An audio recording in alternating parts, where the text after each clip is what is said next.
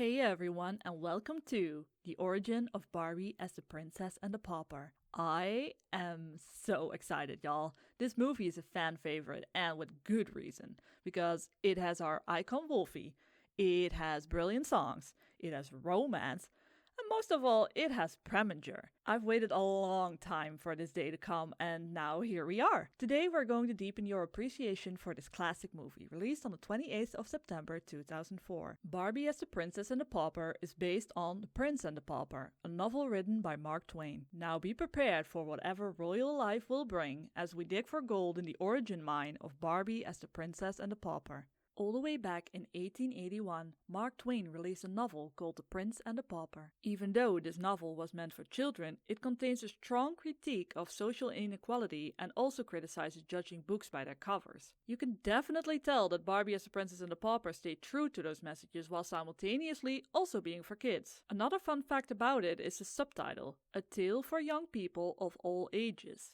I love that so much because it perfectly encapsulates what the Barbie cinematic universe and especially Barbie as the Princess and the Pauper is to me, for everyone young at heart. But what exactly is this novel about? The Prince and the Pauper is set even further back, namely in 1547. It features a historical figure that actually existed at that time. I want to start a little higher up the family tree though, with someone you may or may not be familiar with.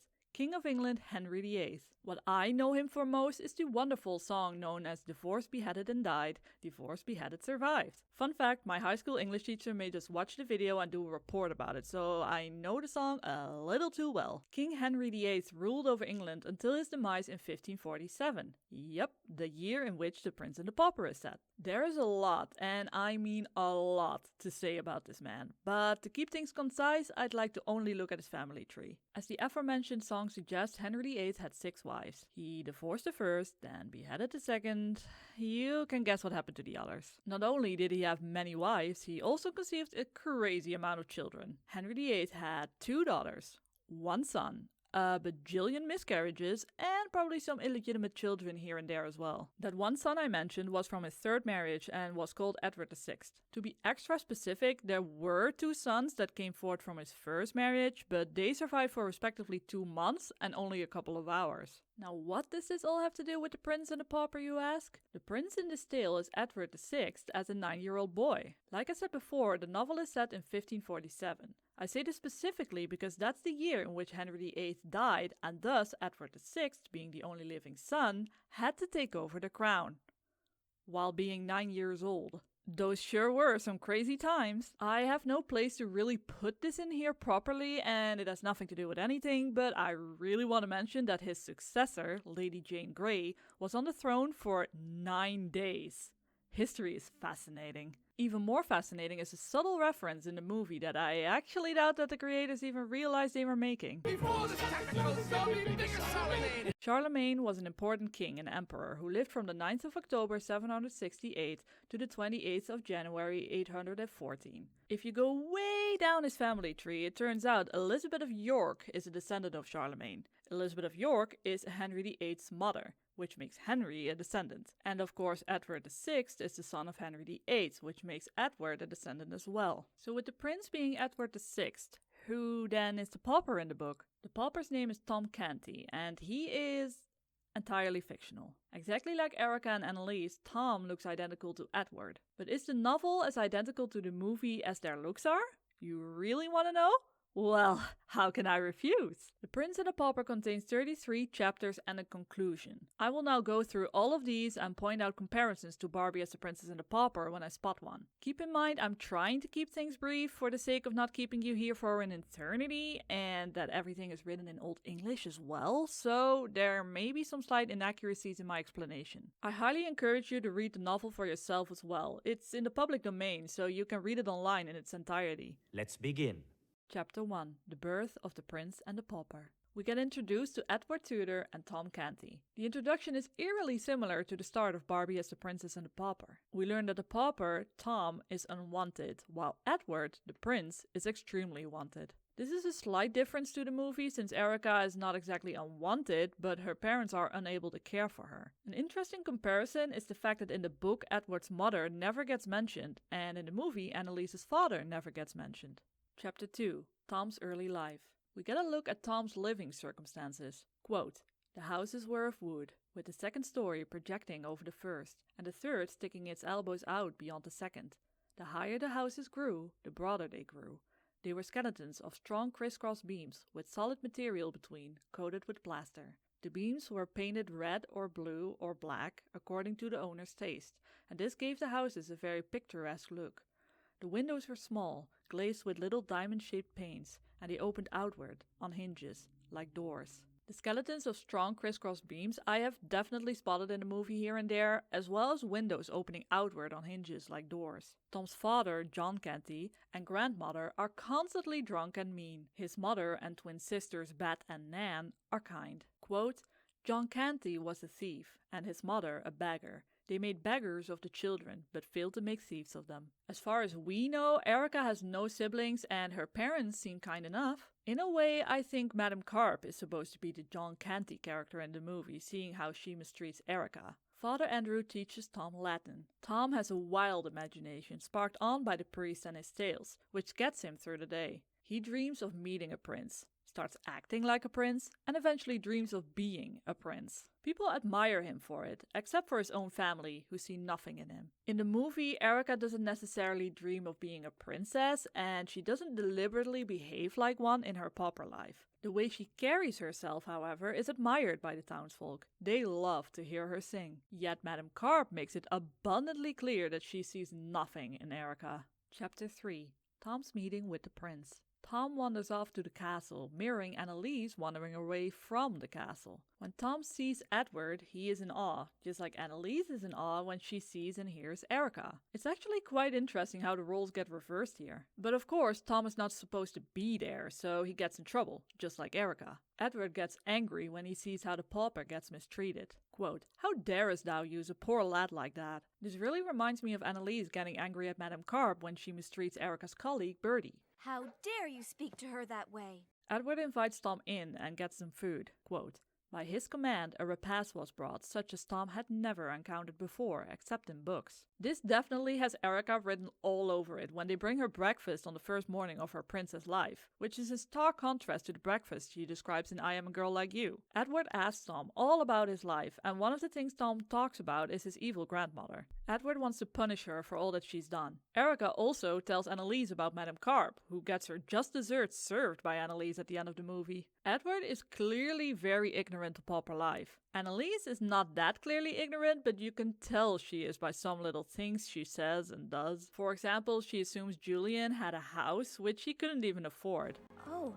Edward, like Annalise, wants to learn more and ask questions. The boys want each other's life. I wish I had her life. Oh, sorry, wrong movie. We don't curse in this household. Anyway, the two change clothes and only then notice the similarity. This will be the last time I will mention Princess and the Pop Star, but that literally happens in that movie too. In The Princess and the Pauper, they notice their similarity straight away when they lock eyes. No changing necessary. When Edward notices Tom has a bruise on his hand, inflicted by the guard at the palace gate, he immediately flees to the gate to tell the guard off while hiding an unidentified yet very much mentioned item in an unspecified location. Yet when he gets to the gate, he's mistaken for a pauper and thrown onto the streets, left to fend for himself. The guard in Barbie as the Princess and the Pauper also doesn't recognize Annalise as the princess and turns her away at the gate. Chapter 4. The prince's troubles begin. Edward makes his way through town, claiming left and right that he is the prince, but he is not believed. When Annalise claims to be the princess, Madame Carp also does not believe her. While walking around, Edward learns what the people need by being among them, exactly like Annalise when she witnesses the poverty of her people. Some time passes, and John Canty finds him and drags him along.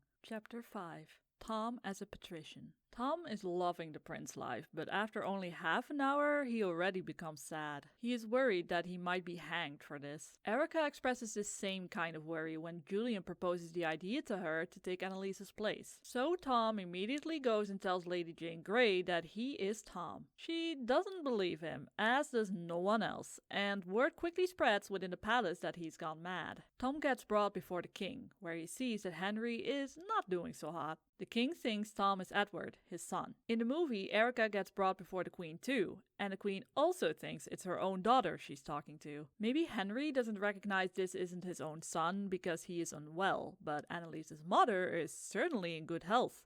Well, except for her eyes. So in a clever move, Julian confiscates her glasses, so that's probably why the queen makes the same mistake Henry does. Even though Tom always dreamt of being a prince, he wishes to let go of his dreams and return home to his loved ones. He realizes that this life is nothing like he dreamed of and that he is captive here. Erica, meanwhile, always dreamt of being free, and even when she gets the choice to settle down with an actual king, she still chooses to follow through with her dreams. But then once she's living the dream, like Tom is, she decides she wants to go back to her loved ones. Like the movie said, Sometimes being free means choosing not to go, but to stay. Chapter 6. Tom receives instructions. When Tom has to sit down, he wants everyone to sit with him, but they won't. When Erica gets her breakfast, she wants the maid to eat with her, but she won't. The king orders everyone to keep quiet about the prince's madness, including Tom himself. Tom then tries to act a part, but needs assistance here and there from Uncle Hertford, who is the brother of Edward's mother,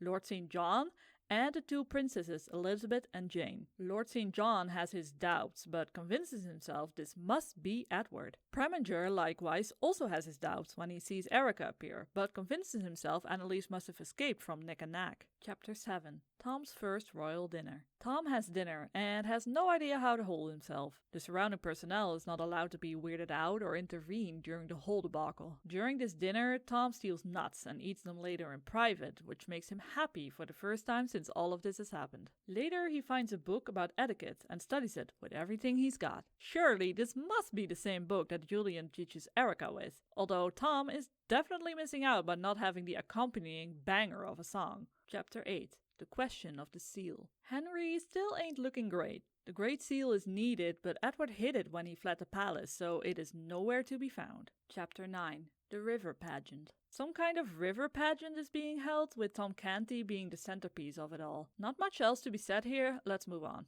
Chapter 10. The Prince in the Toils. We go back to Edward as a pauper. When John wants to hit Edward, someone intervenes. John seemingly kills this person via blunt force trauma on the head. The two get home and Edward tells them who he is, but they don't believe him. Edward sees the good in Tom's mother and promises her rewards for her goodness. Annalise likewise sees the good in Erica's colleague Bertie. Her motherly instincts gnaw at her, and so Tom's mother comes up with a test to see if this is Tom. Of course, Edward fails the test. She performs the test several times to assure herself, but still has a hard time believing. Edward has the same realization as Tom. He is captive here. The two boys feel captive, just like our two Barbie girls do. Later they learn that the person that John hit is a priest, and thus they flee. They arrive at the river pageant, where Edward seizes his chance to disappear into the crowd. Edward connects the dots and thinks that Tom misled him to usurp the throne. He now wants to make himself known, accuse Tom of high treason, and subsequently get him hanged, drawn, and quartered. This thought never occurs to Annalise.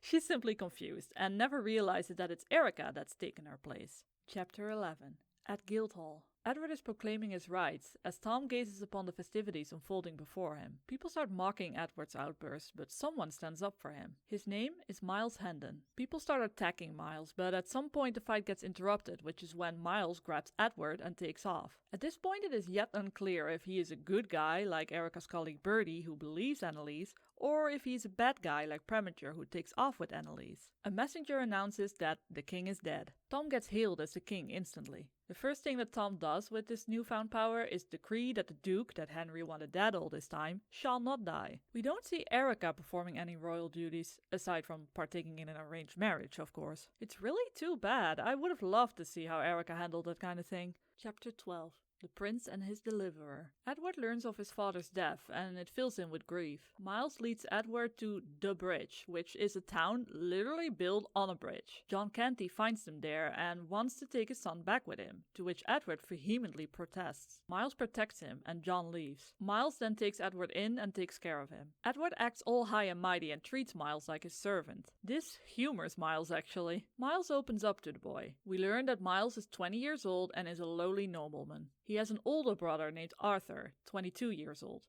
and a younger brother named Hugh, 19 years old. His mother died when they were young. Miles also has a cousin named Edith, 16 years old, who's the heiress of great fortune and the last of her race. Edith is betrothed to Arthur, which pains Miles since he and Edith are in love, while Arthur is in love with a maid. Drama all around. Hugh is a foul individual, while Miles is more of a wild yet innocent type. Hugh falsely accused Miles of a crime which earned Miles a 3-year banishment to serve in the army. In his very last battle, Miles got captured for 7 years. He just found his freedom and arrived here. Because Miles told Edward his story, Edward now tells him his story. Miles doesn't believe him but wisely keeps that to himself. Edward offers him any reward he desires. At first, Miles doesn't want to take him up on the offer, but then asks for him and his heirs to forever have protection from the royal crown. Edward grants him this. Chapter 13. The Disappearance of the Prince. Edward sleeps in the inn's bed, while Miles sleeps on the ground in front of the door per Edward's request. With the little money he has, Miles acquires clothes for Edward in the morning,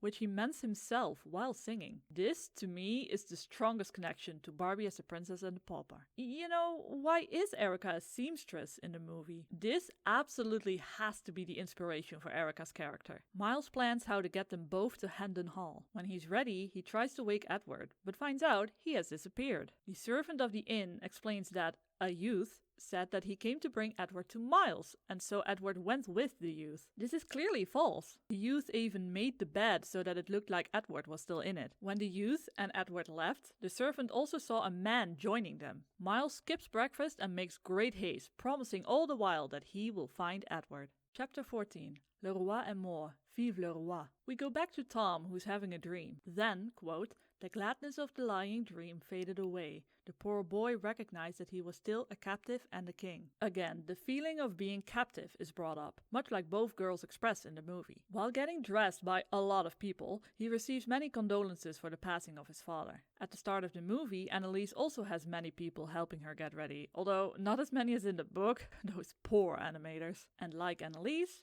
Tom grows wary of it. Tom now has to work as the king and learns of the debt that the previous king had. Aha! Another strong connection to the movie. Anneliese has to enter an arranged marriage because our beloved Preminger made the whole kingdom go into debt. Also, Erica's parents have a debt to Madame Carp to be able to feed Erica. Tom meets a new character, the whipping boy named Humphrey. By using his affliction, Tom gets a lot of information out of the boy. Humphrey expresses that he's really scared because he thinks he is not needed anymore. Tom promises him he won't be lashed, but that he will forever hold his job. Eventually, Tom makes Humphrey come by daily to feed him information. News about his mental health may have leaked to the outside, so they want Tom to dine in public. Tom's memory seems better, but only because of Humphrey's help. They're hoping that now that his memory is getting better, he will remember where the Great Seal is. But when asked, Tom asks what the Great Seal even is, disappointing Uncle Hedford. An interesting thing I noticed is that in the movie, the combination of Anneliese's pink and Erica's blue produces a purple-ish dress that Erica wears when she pretends to be Anneliese. In this chapter of the book, importance is being put on the color purple being a mourning color. Chapter 15. Tom as King. At first, Tom feels really uncomfortable as king. By day 3, he becomes a bit more comfortable. By day 4, he starts dining in public, which troubles him even more than the kingly duties he has to perform. At some point, Tom sees a commotion outside and wishes to know what's going on. It turns out that a man, a woman, and a young girl are about to be executed. Tom orders them to be brought to him. When they kneel before him, Tom recognizes the man as someone who's rescued a drowning boy. Then he learns that this man has poisoned someone, which causes him to decide the man earned his death. But then the man begs to be hanged, which surprises Tom. Was that not the sentence he was given? No, the man was to be boiled alive. Tom immediately grants the man his wish and orders the law to be changed. Curious, he inquires about the case. No one's seen the man actually poison the victim, but the doctors declared it could only have been poison. Plus, the whole affair had been foretold by a witch. The man then testifies that he was saving a drowning boy at that time. This alerts Tom, and he asks for the day that this happened. And indeed, when Tom hears the day, he immediately orders the man to go free. This entire endeavor proves to all who attend that the king is of sound mind. He swiftly moves on to the woman and the girl. They are accused of selling their souls to the devil and being able to create storms. Using his wit, he offers her a deal, create a storm in exchange for their freedom. Yet the woman keeps insisting she can't do it. This makes Tom believe that they are innocent, and thus he sets them free as well. It's like an Ace Attorney case up in here. Chapter 16, The State Dinner. Because of what transpired this morning with the man, woman and the young girl,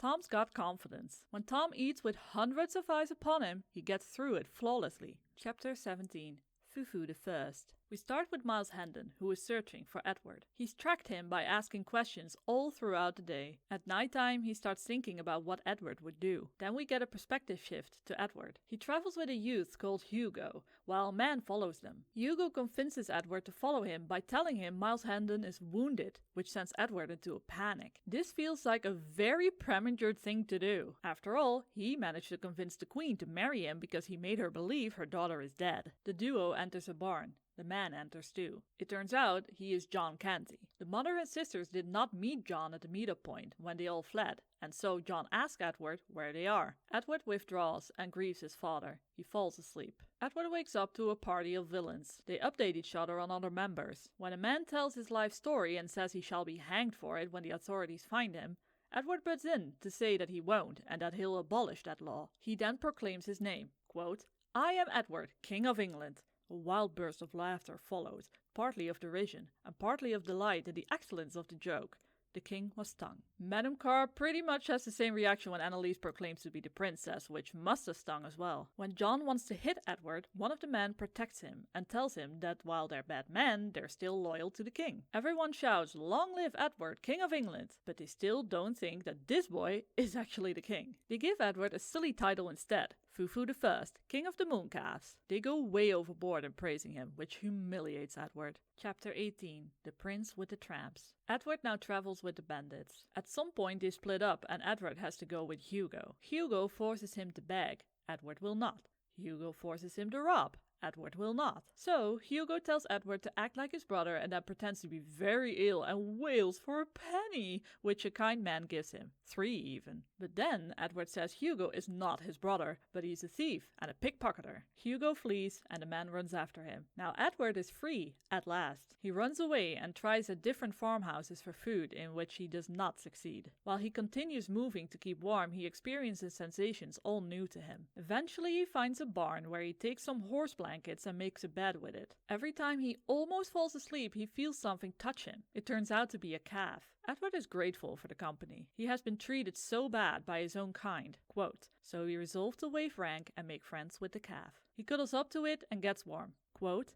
"In a word, he was happy." Edward sleeps. This whole scene reminds me of Annalise waiving her rank when Birdie shows her kindness in a cruel circumstance. She starts sewing, which is something she evidently never does since she's terrible at it. Sorry, Annalise. The comparison doesn't truly fit though, since I feel like Annalise might have done this even if Birdie was terrible to her. It's not really a change for Annalise so much so as it just shows her kind nature that she's always had. In the beginning of the movie she easily waives rank with Julian as well, but that's an even weaker comparison since they've known each other forever and are in love with each other. Chapter 19. The Prince with the Peasants. Edward wakes up. 2 little girls enter the barn and see him, but instead of disbelief like everyone else, these girls believe him when he tells them he is the king. He gets introduced to their mother, who is kind. She tries all manner of subjects to figure out who and what he actually is. After many failed attempts, he seems to respond to cooking, so she thinks he's worked in the palace kitchen. She tests him by leaving him be in the kitchen, but he burns the food. Edward has no talent for cooking, just like Annalise has no talent for sewing. The mother scolds him, but then feels guilty about it. He feels guilty about ruining the food, so he humbles himself and she treats him better than a stranger,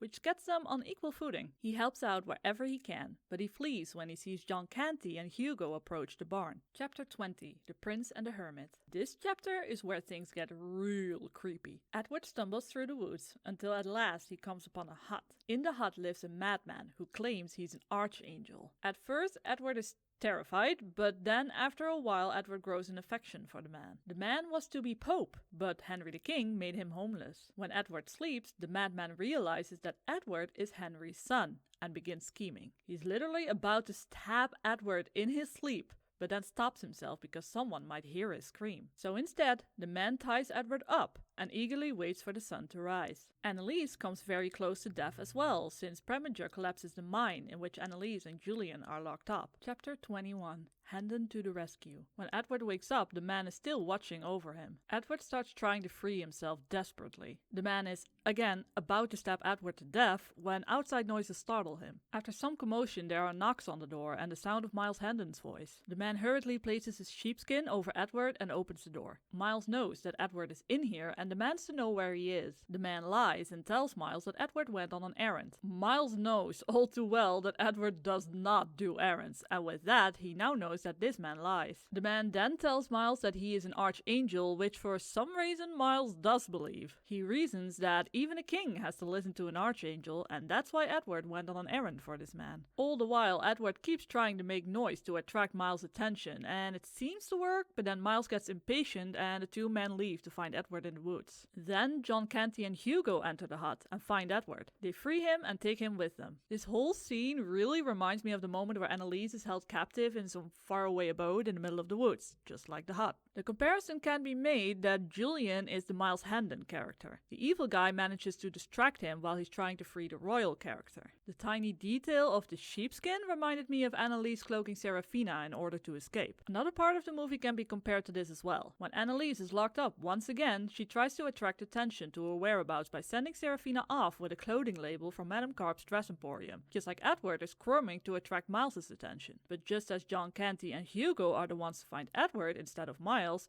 Preminger is the one to find Annalise instead of Julian. Chapter 22, A Victim of Treachery. Recaptured by John and Hugo, Edward has to travel with the group of bandits again. Hugo keeps teasing him, and eventually Edward retaliates. This breaks out into a sword fight, which Edward wins easily because as a prince he's undergone training. This grants Edward a new nickname, King of the Gamecocks. The old nickname gets banished. Of course they want Edward to be useful, but, quote, all attempts to make the king serviceable to the troop had failed. He had stubbornly refused to act. Moreover, he was always trying to escape. The interesting part in all of this is that he could be very serviceable to them if they only realized what a treasure he housed within. It's like Annalise shows Julian. He seems a rock on the outside, but he is a treasure within. Several days go by. Hugo concocts two plans to exact revenge on Edward. Plan 1, humiliate him by giving him a climb, which is an artificially created sore. Ugh. Plan 2, frame him for a crime. Plan 1 succeeds, until one of the crewmates finds them and takes the gear off of Edward's leg. They make it back to the group and the leader gives Edward a promotion. He is now to steal. Hugo is overjoyed because this will definitely get Edward in trouble. Hugo steals a woman's bundle and hands it over to Edward while running away. Edward immediately throws it on the ground, but the woman snatches his wrist before he even knows what's happening. People gather and start scolding Edward. But then Miles intervenes. The theme of stealing is, of course, very prevalent in Barbie as the Princess and the Pauper. Our Lord and Savior Preminger casually steals all the gold in the land, which plummets the kingdom into such a deep debt that they will need to make him king to save it. Absolute king behavior, if you ask me. Chapter 23. The Prince a Prisoner. An officer comes upon the scene of the theft and asks Miles and Edward to follow him, which they do. Edward now has to stand trial. In court, they unroll the bundle to find it contains a pig. The judge asks the woman at what price she values the pig. When this is revealed, the judge quickly orders to clear out the court and close the doors. Then the judge reminds the woman that the stealing of such a value results in hanging. The woman is shocked and immediately revises the value. When the woman leaves the court, the officer follows her out. This is curious to Miles, so he follows after them to overhear that the officer wants to buy the pig for the revised value. He blackmails her by saying that she swore under oath to this new value, and so she reluctantly sells the pig and leaves while crying. The two men separately make their way back to the court. Edward gets sentenced to a short jail time. Miles takes Edward's hand and follows the constable. When they're out of the court, Edward gets big mad. Miles begs Edward to trust him. This chapter confirmed my suspicions that Julian is based on Miles Hendon. The wit that Miles displays here by following the officer is absolutely the same wit that Julian possesses. Julian also searches high and low for Annalise and cares for her, just as Miles does for Edward. It is interesting that it's a completely different type of connection between these characters though. Julian and Annalise obviously being a romantic one, while Miles and Edgeworth are more like father and son. Chapter 24. The Escape. When they're out of earshot, Miles talks to the constable to convince him to let Edward go. He blackmails him by telling him he heard how he made the woman sell the pig to him for cheap. The final nail in the coffin is when Miles tells him that this crime has the death penalty. They make the deal, and Miles and Edward make their swift escape. Chapter 25. Hendon Hall. Edward and Miles make their way to Hendon Hall, where Miles is sure that his family awaits him with open arms. But when he meets his brother Hugh there, he isn't recognized. Hugh informs him that they've received a letter about 6 or 7 years ago, stating that Miles Hendon has died in battle. Miles also learns that their father is no longer alive. Then Miles asks for his older brother Arthur. And, yep, that too. Hugh then leaves to get the old servants who knew Miles, of which only 5 remain. Edward knows what it feels like to not be recognized for who you truly are, and so he tries to console Miles by relating to him. In the movie, Anneliese sees no problem in returning to her own castle, only to be turned away at the gate. And then she is convinced she'll get help at Madame Carp's dress shop, but is only met with hatred. If we take the theme of not being recognized for who you are, you can find it in many ways in Barbie as the Princess and the Pauper. What comes to my mind is King Dominic, who struggles with people only recognizing him by his rank and not by who he is, so he disguises himself often. He's also able to see Erica for who she is and not by her supposed rank. Edward tells Miles that he believes his identity, but then asks, quote, "Dost thou doubt me?" Luckily, Hendon doesn't get the chance to reply because Hugh, Edith, and the servants come in. Edith is very emotional and exclaims after looking at him that she does not know him and runs away. Hugh calls Edith his wife, which makes Miles fly into a rage and put Hugh into a chokehold. The servants are afraid to intervene. When Miles releases Hugh, Hugh tells him not to escape while he gets back up. Miles says he wouldn't dream of it. Like Miles, Preminger is also familiar with a chokehold, only this man doubles up on them. Oh, Preminger, what would we do without you? Chapter 26. Disowned. Edward writes a letter in 3 languages and asks Miles to deliver it to his uncle. Quote, "Give it to none but my uncle, the Lord Hertford. When he shall see it, he will know and say I wrote it. Then he will send for me." This is the exact tactic that Anneliese employs when she sends out Serafina with the label, but also the tactic that Preminger employs to mislead the Queen by showing her Anneliese's ring. Miles is so lost in his thoughts about his own situation that he mindlessly pockets the letter. Edith enters. She warns Miles to leave because Hugh will destroy him. She hands him a purse with money, but he refuses to take it. Quote, "Grant me one thing," he said. "Let your eyes rest upon mine so that I may see if they be steady. There, now answer me. Am I Miles Hendon?" "No, I know you not." "Swear it." The answer was low, but distinct.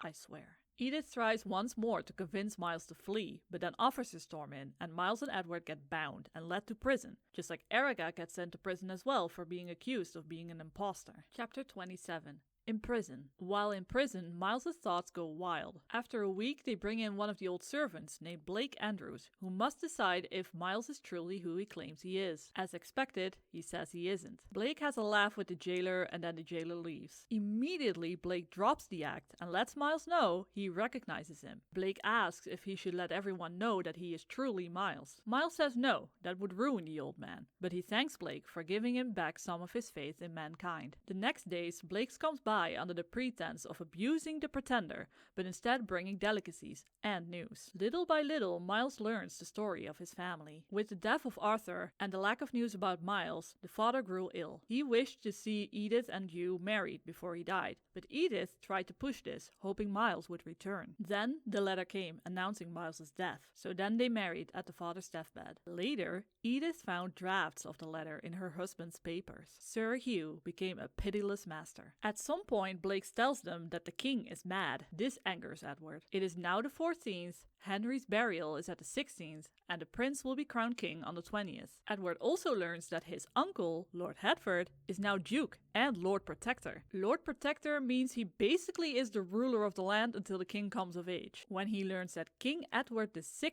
made him this, Edward spirals. Quote, "The boy's musings profited him nothing. The more he tried to unriddle the mystery, the more perplexed he became, the more his head ached, and the worse he slept. His impatience to get to London grew hourly, and his captivity became almost unendurable. When Anneliese is told the princess is present in the castle, obviously she's very confused as well. Some women in the prison manage to calm Edward down. Edward promises to free them. The next morning, they're gone. Edward believes they have been freed. The prisoners all need to go outside, which pleases Edward. Outside, they find the two women chained to a pole. Edward thinks that they're gonna be whipped and he feels helpless. But instead, they get burned. Two young girls run towards the women and hug them. They get pulled away. One of the girls screams that she wants to die with her mother because else she'd be alone in the world. Then Edward hears a scream, turns his view toward it, and becomes pale. Quote, "That which I have seen in that one little moment will never go out from my memory, but will abide there, and I shall see it all the days, and dream of it all the nights, till I die.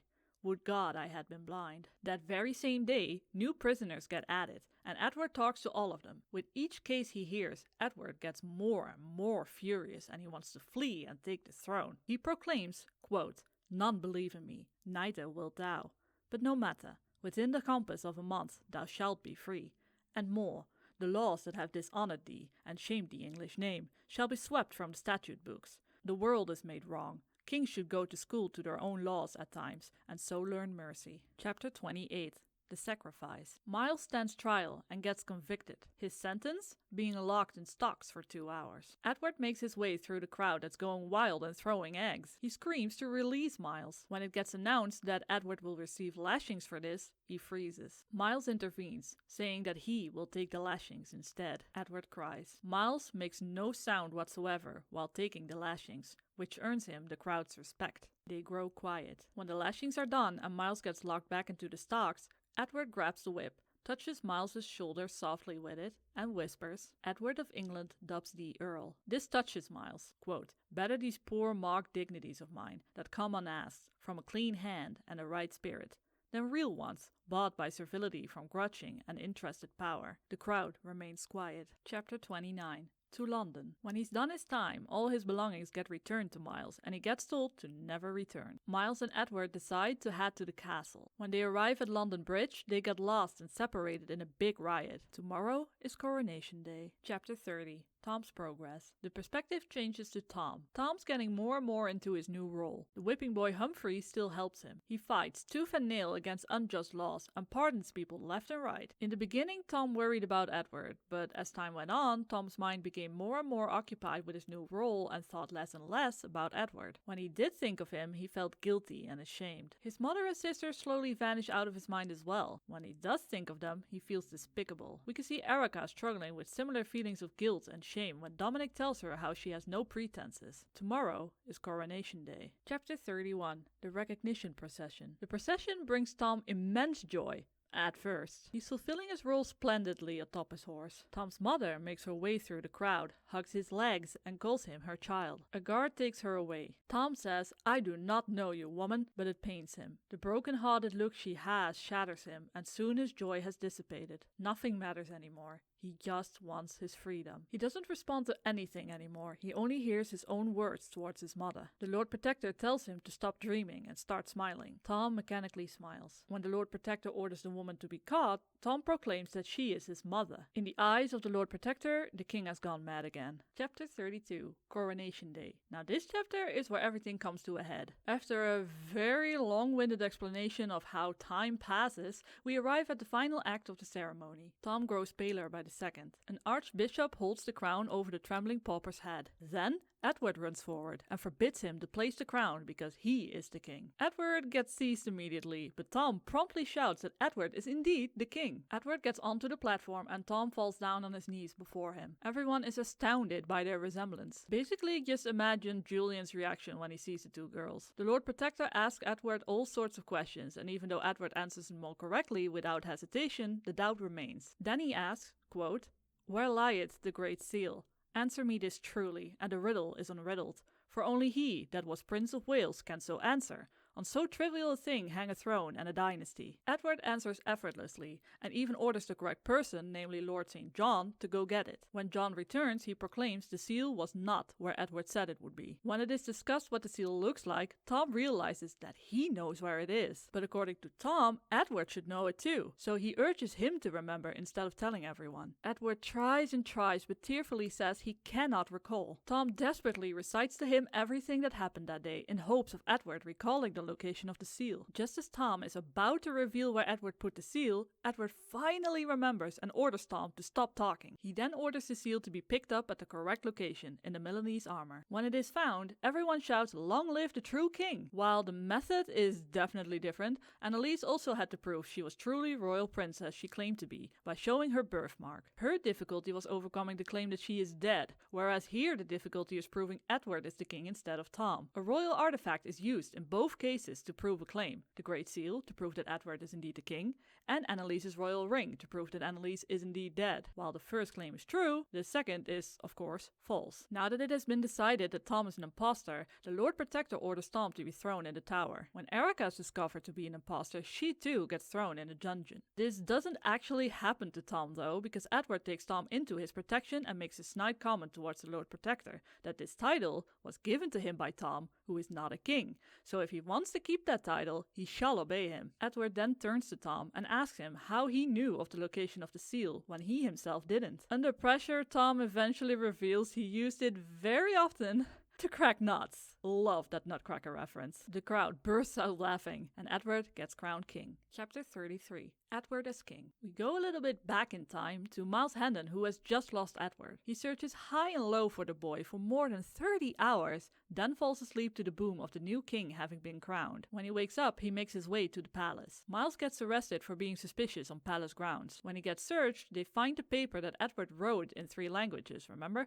in his pocket. They're taking it to the king, and Miles is convinced he will be hanged for this. When the officer returns, to his surprise, Miles gets released and even gets his sword back. Miles is brought before the king. When the king raises his head, the two lock eyes. Miles thinks he is dreaming. To test his theory, he boldly grabs a chair and sits down. Everyone gets upset, but Edward immediately orders everyone to not touch Miles. Edward makes Miles a knight and an earl. Miles's bloodline even gets the privilege to sit in the presence of the king so long as the crown shall endure. Edward then turns to Hugh Hendon and angrily says, quote, "Strip this robber of his false show and stolen estates, and put him on a lock and key till I have need of him." He places Tom and his mother and sisters in crisis hospital and makes Tom chief of the place. Quote, "He has the throne's protection. He has the crown's support. He shall be known and called by the honorable title of the king's ward." Annalise also shows her gratitude to Erica by relieving her of all her debts so she is no longer Madame Carp's slave. Not quite as much as Edward has done for Tom, but since Erica never craved a lavish life, it'll suffice. Conclusion. Justice and retribution. The book ends with a concluding chapter in which everyone's fate is briefly discussed. It really resembles the end that Barbie as the Princess and the Pauper has, which I truly appreciate. It turns out Hugh had pressured Edith into giving false testimony by threatening to kill her. She said she wouldn't do it and that her life had no value anyway. Then he changed his tune and said that he would kill Miles, and that's what got her to give false testimony. Preminger also changes his evil plan halfway through the movie. Hugh did not get prosecuted for his crimes because his brother and wife would not testify against him. Hugh moves out of the country and dies at some point. The best part? Miles marries Edith. I've already established that Miles is the Julian character, and Edith is a woman who is forced into an arranged marriage, so you could say she is Annalise. Miles and Edith marry just like Annalise and Julian marry. The girls can only marry their beloved once the evil guy is out of the picture in both cases. John Canty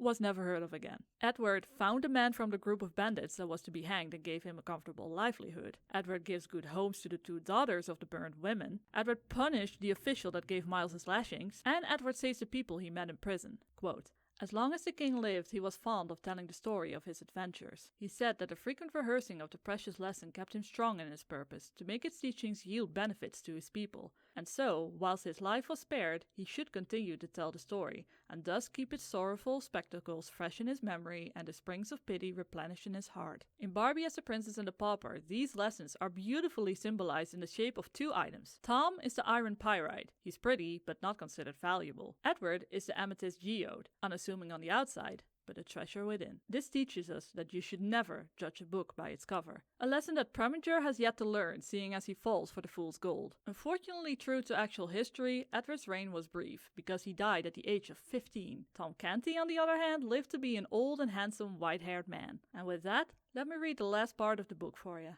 Yes, King Edward VI lived only a few years. Poor boy. but he lived them worthily. More than once, when some great dignitary, some gilded vassal of the crown, made argument against this leniency, and urged that some law which he was bent upon amending was gentle enough for its purpose, and wrought no suffering or oppression which anyone need mightily mind, the young king turned the mournful eloquence of his great compassionate eyes upon him, and answered, "What dost thou know of suffering and oppression? I and my people know, but not thou." The reign of Edward VI was a singularly merciful one for those harsh times. Now that we are taking leave of him, let us try to keep this in our minds, to his credit. So now that we've read the book, what's the level to which the movie stuck to the book? You can sense they definitely kept the idea behind the book and the premise of it. Their likeness and their mistaken identity are core aspects of this tale in both cases. There's also definitely things they took inspiration from to use in the movie. Miles sewing, the king being in debt, and themes such as stealing and imprisonment, to name a few. But then they leave the rest of the story behind in order to tell their own tale, and I absolutely think this is the best decision they could have made. I'm glad to have read the book to see the inspiration behind certain factors, but I much prefer Barbie as the Princess and the Pauper story. A true singular evil guy misses in the book, but is present with full force in the movie in the delectable shape of Preminger. The cats are definitely a very Barbie thing to do, but this time they're actually useful and needed for the plot, which is why I love them. Serafina comes across as like a dainty cat that won't do anything, but yet she carries a lot in this movie, and Wolfie is just an icon. The heartwarming message the book conveys is present in the Barbie movie tenfold, plus expanded to have other really good messages too. Rewatching this movie has reminded me why Barbie as the Princess and the Pauper truly is the greatest Barbie movie of all time. Thank you so much for coming on this journey with me into the Pauperverse. Did I just come up with a new word? I like it, Pauperverse. Yeah, let's roll with that. These types of videos are such a pleasure to create. I hope you learned something from this, or at least had some fun with it. I sure did. Thank you so much for watching. And remember, if what you are is a strange you, doesn't mean you should change you. Only means you should change your point of view. Doei doei.